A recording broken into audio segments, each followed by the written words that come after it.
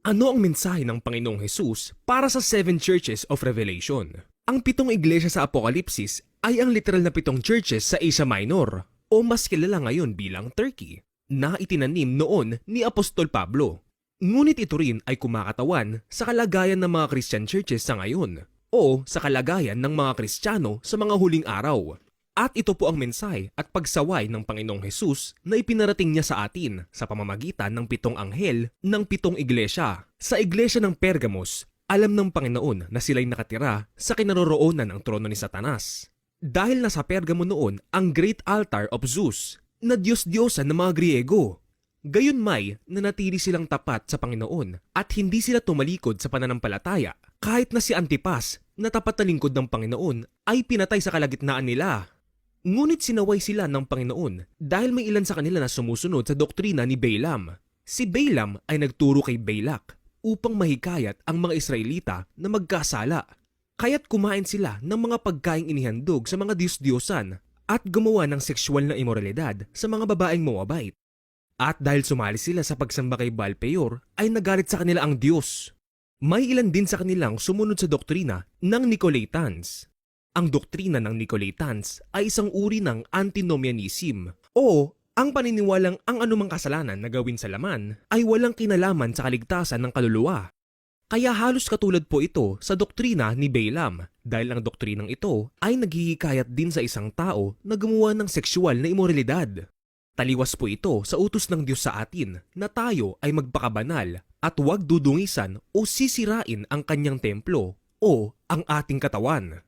Sad to say, may mga relihiyong nagsasabi sila ay Kristiyano, ngunit pinapayagan nila ang polygamy o ang pag-aasawa ng higit sa isa, habang ang iba naman ay sinusuportahan pa ang pagsasama ng kapwa lalaki o kapwa babae.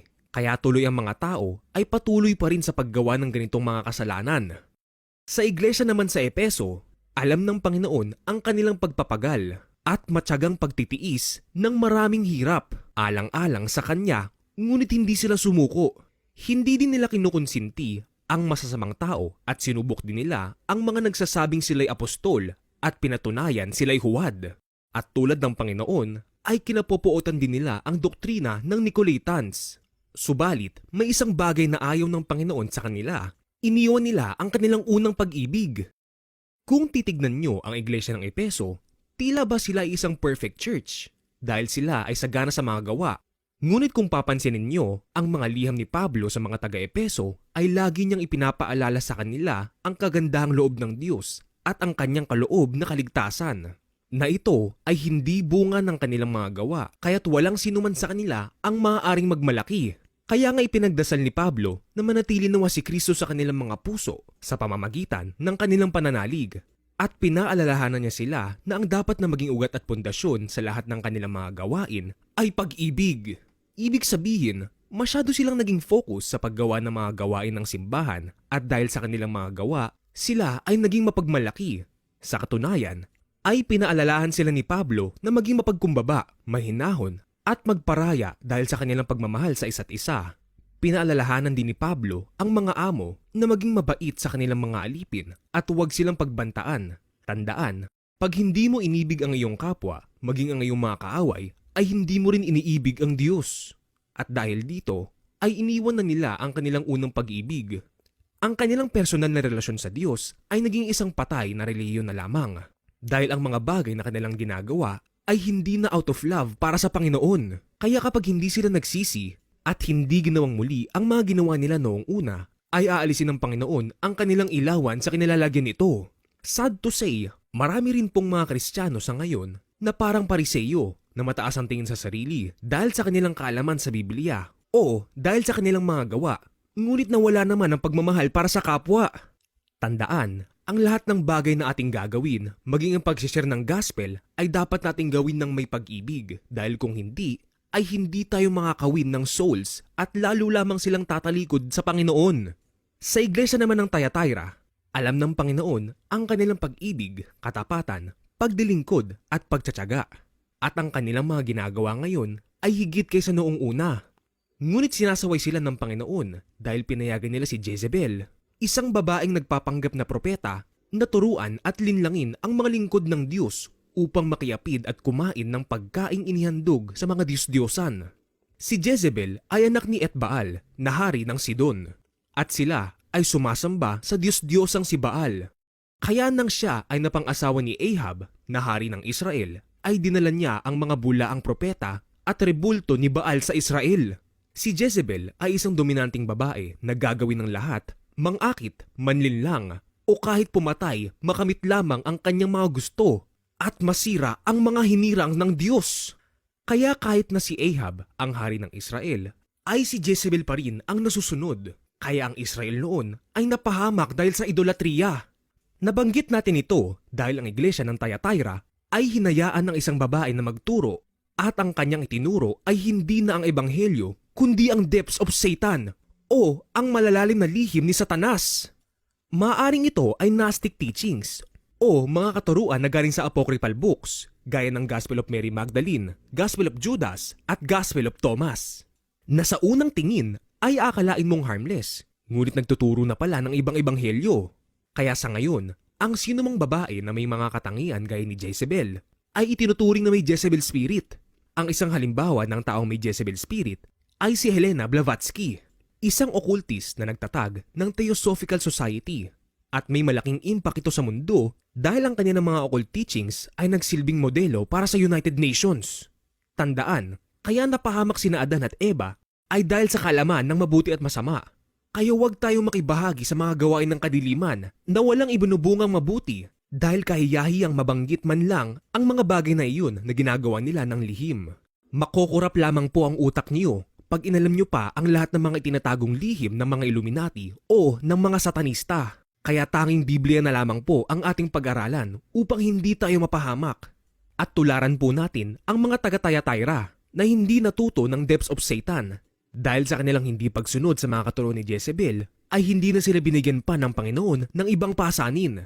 At gaya nila ay panghawakan na lamang natin kung ano ang mayroon tayo hanggang sa dumating ang Panginoon.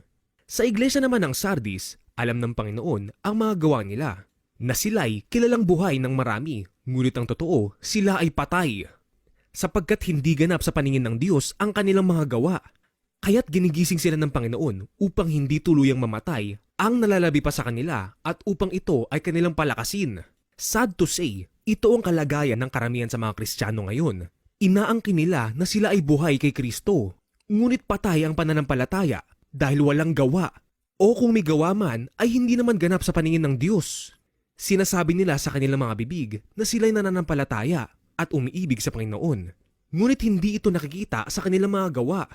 Bilang halimbawa, ang dami pa rin pong Christian churches sa ngayon na nananatili pa ring sarado dahil sa takot na mahawahan ng virus. Nasaan na ang kanilang pananampalataya kung ganun? Inilagay ba nila ito sa mga bagay na gawa ng tao? Gaya ng bakuna? Ano na ang nangyari sa elders ng iglesia na siyang dapat nagpapagaling at naglalihan sa mga may sakit? Saan na napunta ang kanilang pag-ibig sa kapwa kung takot silang lumapit sa mga tao gaya ng mga pulubi sa lansangan dahil sa takot na mahawahan ng virus? Nakakalungkot lang. Ang dami sanang gustong makarinig ng salita ng Diyos at umawit at magbigay puri sa Panginoon. Ngunit hindi nila ito magawa dahil halos lahat ng simbahan ay sarado pa rin. O kung magpapasok man sila, ay hahanapan ka muna ng vaccine card. Ngunit pinahintulutan po ito ng Panginoon na mangyari dahil ang nais ng Diyos ay sambahin siya sa espiritu at katotohanan, hindi lamang sa lip service o sa pagpunta sa simbahan.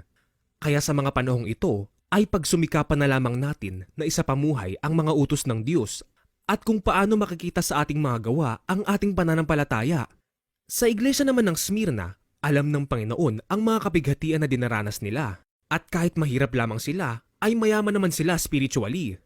Alam din ng Panginoon ang mga paninirang puri sa kanila ng mga nagpapanggap na mga Hudyo.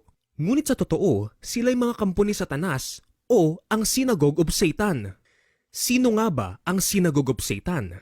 Sila ang mga Hudyo sa dugo at laman. Ngunit hindi sila totoong Hudyo by spirit dahil hindi nila tinatanggap ang ating Panginoong Hesus. At dahil dito ay siniraan nila at inusig ang mga Kristiyano gaya ng ginawa noon ni Pablo bago magpakita sa kanya ang Panginoon. Kaya pinalakas ng Panginoon ang loob ng iglesia ng Smyrna na huwag silang matakot sa mga pag-uusig na kanilang dadanasin.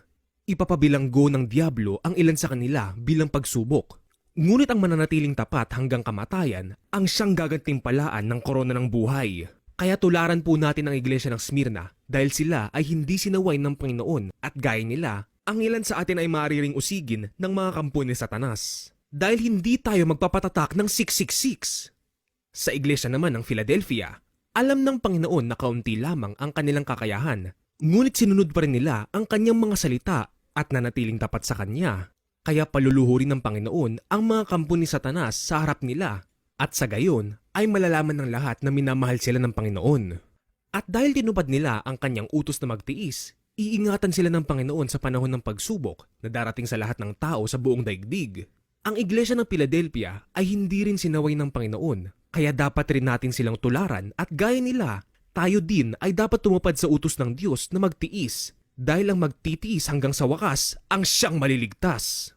Sa iglesia naman ng Laodicea, sinaway sila ng Panginoon dahil sa pagiging maligamgam o lukewarm. At kung mananatili silang ganito, ay isusuka sila ng Panginoon. Sinasabi nilang sila ay mayaman, sagana sa lahat ng bagay at wala nang kailangan pa. Ngunit hindi nila nalalamang sila ay kawawa, kahabag-habag, dukha, bulag at hubad. Ang mga lukewarm na Kristiyano ay yaong mga hindi mainit ang pananampalataya sa Panginoon. Sila ay namumuhay pa rin sa kamunduhan, sa pag-ibig sa salapi, at sa kalayawan sa halip na maging maibigin sa Diyos. At kung mananatili silang ganito o masyado nilang iibigin ang mundong ito, ay paniguradong magpapatatak sila ng 666 para lamang makapasok sa mga mall, restaurant at pasyalan. O para makapagtrabaho pa rin sila at magpakayaman. Tandaan, walang taong maaaring maglingkod ng sabay sa Diyos at sa kayamanan. Kaya suriin mo ang iyong mga prioridad. Kung kaharian ba talaga ng Diyos ang iyong inuuna o ang pagpapayaman? Mga kapatid, sinasaway lamang po ng Panginoon at pinapalo ang lahat ng kanyang minamahal. At lahat tayo ay guilty sa kanyang mga pagsaway. Kaya't maging masigasig tayo at pagsisihan at talikuran ang mga bagay na ito habang may oras pa. Ang lahat ng may pandinig ay makinig sa sinasabi ng Espiritu sa mga iglesia.